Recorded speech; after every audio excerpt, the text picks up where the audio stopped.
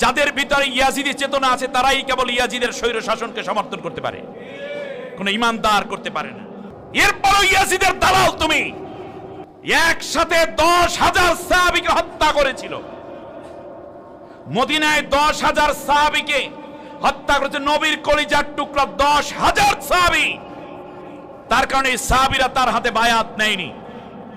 বায়াত মানে হচ্ছে নিজেকে সোপর্দ করে দেয়া।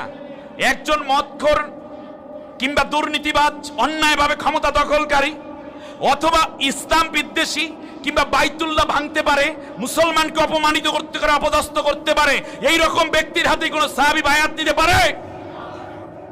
তারা জীবন দিয়েছে কিন্তু দুষ্টের হাতে বায়াত নেয়নি। আর বায়াত না নেওয়াই ছিল তার একমাত্র অপরাধ তাদের, সেজন্য তারা হত্যা করেছে। আর তৃতীয় যেই অপরাধটা করেছে সেটা তো আগেই বলেছি, নবী পরিবার